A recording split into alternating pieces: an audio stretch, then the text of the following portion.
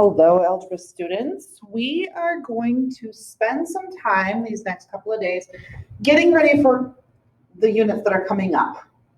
One of the units that we're going to be working on is factoring. And you may not recognize that word, but if we talk about factoring out the greatest common factor should be something that you feel comfortable with. When we simplify fractions, we divide the numerator and the denominator by the greatest common factor, the biggest thing that can go into both of them. So we can simplify it in one step. Today, when we're factoring, we're not really looking at fractions, but we're going to be doing something that's going to look like reverse distribution. So when we're factoring out, that means we're dividing out the greatest common factor. So when we finish our problem today, it would look like a distribution problem that you would have done in the past. So if I look at this example, the biggest number, notice there's no x with the 15, so I'm not worried about the variables right now. What's the biggest number that could be divided out of both of these terms, these things that are getting added together? 3x squared and 15 are both divisible by 3. Now, 1 wouldn't do anything, and it's not the greatest common factor either. But 1 is not going to help us when we're factoring, but sometimes that is the greatest common factor. In this case, though, again, 3 is our greatest common factor. And I know it said just to find the biggest number that can go into these, but let's actually finish this problem up also. Factoring is dividing. So I want to take 3x squared, and I want to divide that by 3. Or you could think about it in terms of like 3 times what number or what thing would give me a 3x squared? Well, 3 times x squared gives me 3x squared. Here's my addition. And then 15 divided by 3, or 3 times what number would give me 15? Either way, that would be 5. You can always check this by doing a distribution. If you distribute, you're going to get right back to the exact thing that we started with. So we're not going to actually do that distribution, but we can check it. That would give me 3x squared, and that would give me 15. That's how we factor a greatest common factor. We're going to be doing a lot of different kinds of factoring, but this is just getting the greatest common factor. So in this one, there's no number that I see in front of the x squared. You know that there's a 1 there. But I'm asking specifically, what variables are the same in both of these? What could I factor out? What could I divide out or take out of both of those parts? And that answer is going to be an x. They each have an x. The 6x only has just the one x, so I can't take out any more than that. The x squared, yes, there's 2 x's there, but I can't take out 2 x's because we only have 1 over here. So when I do this factoring, when I take out that x with a division, or again, you can be thinking about x times what number gives me x squared, it's going to be another x. Or you could have said x squared divided by x gives me 1x that's left. Plus 6x divided by x, or again, x times what would give me 6x? Well, that's just a 6. And again, if you check it with a distribution, x times x, that is x squared. X times 6, that is 6x. For number 3, the 8 doesn't have any variables, so I'm not worried about variables in this problem. I would be looking at the numbers then, the coefficients, 8 and 16. Don't worry about the subtraction for right now. The biggest number that can go into both of those is 8. I know that 2 can go into both of them, and 4 can both go into both of them, but 8 is the biggest, and that's what we want, is the greatest common factor. Now here's the tricky part on this. If I say 8 divided by 8, what do I get? I get a 1 right here. Or I could say 8 times what would give me 8? It's going to be a 1. I'm just going to bring my subtraction right there. Now, if I have 16x to the 5th and I divide it by 8, the x to the 5th part doesn't change. 16 divided by 8 is just going to be a 2. And again, I could check that with a distribution.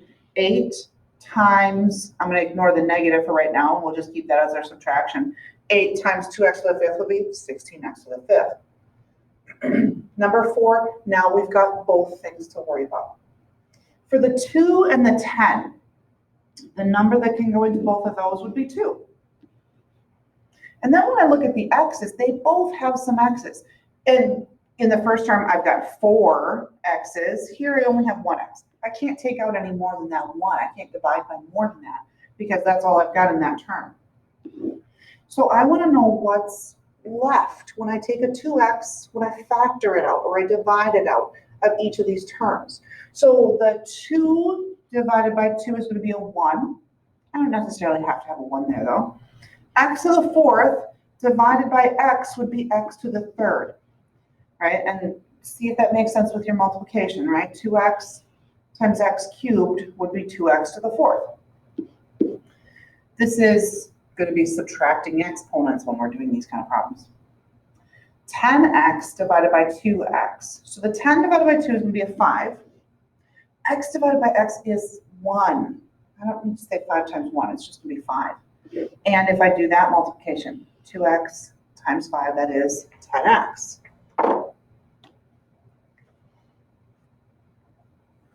These two terms are quite similar. They both have a 7. 7 is going to be the greatest common factor number part of it. And they both have x's. The first one has x to the 9th. The second one has x to the 5th. I could take out 5 x's from each of these. I could divide both of them by x to the 5th. And I would end up taking out all of these, and it would still leave some left there. So when I didn't mean the parenthesis there. When I find my GCF, my greatest common factor, I'm going to say that it's going to be 7x to the 5th. Now, 7 divided by 7 is going to be a 1.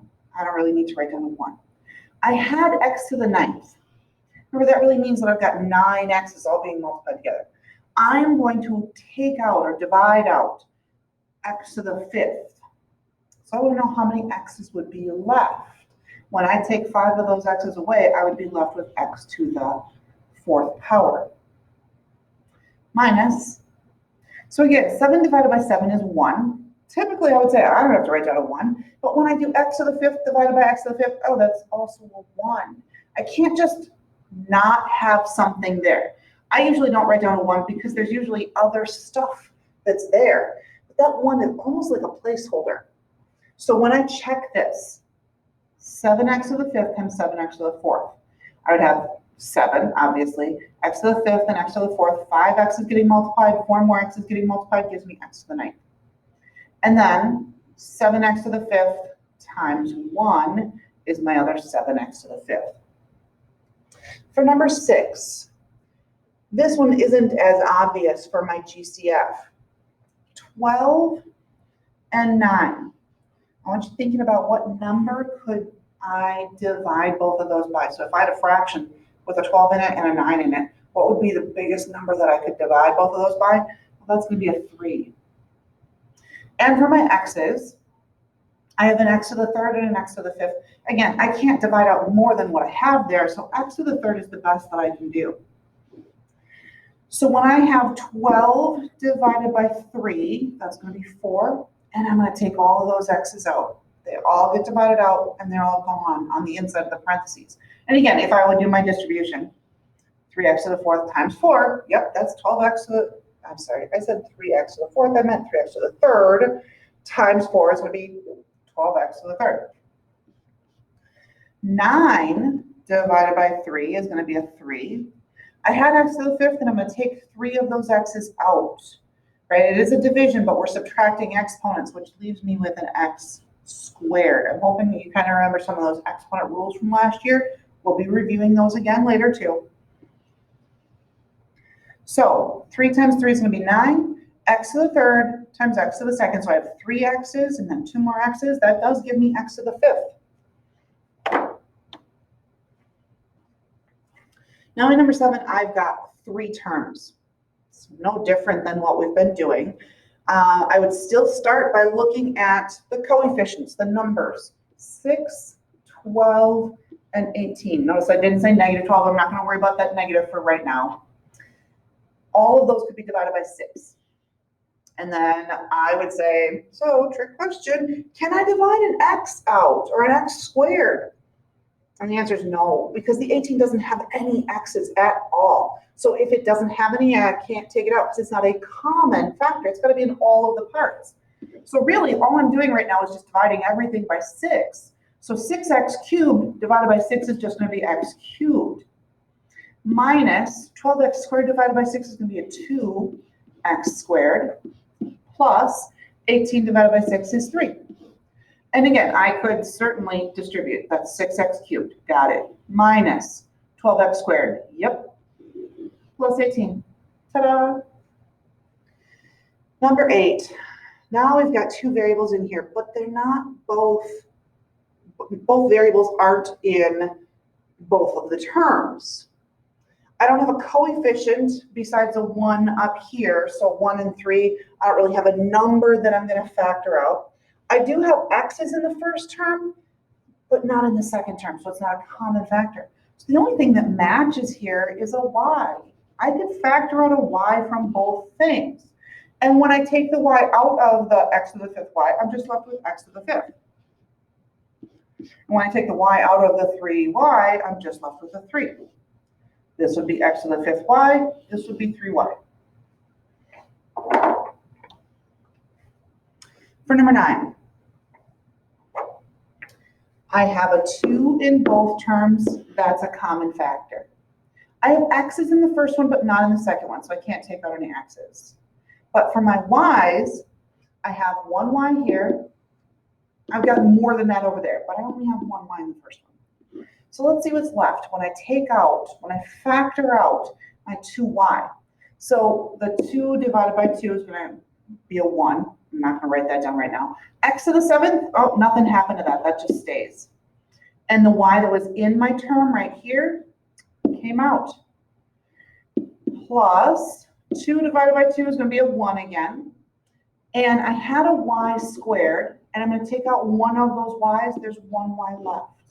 If I check that with the distribution, this would give me 2x to the 7th and a y. This would give me a 2y squared. So it's right.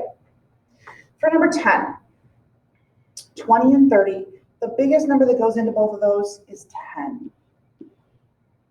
Then if I look at my variables, I've got x's in one of them and y's in the other one. No common variable factors. So I'm just going to divide everything by 10. Factor out a 10. So 20x to the 9th divided by 10 is going to be 2x to the 9th. And 30y squared divided by 10 is going to be 3y squared. Parentheses. Check with distribution, but that one works too. So today you've got this factoring. It's a GCF kind of factoring worksheet. The answer key is in Schoology, and then there's going to be a quick formative for you to do. So if you have any questions, let me know.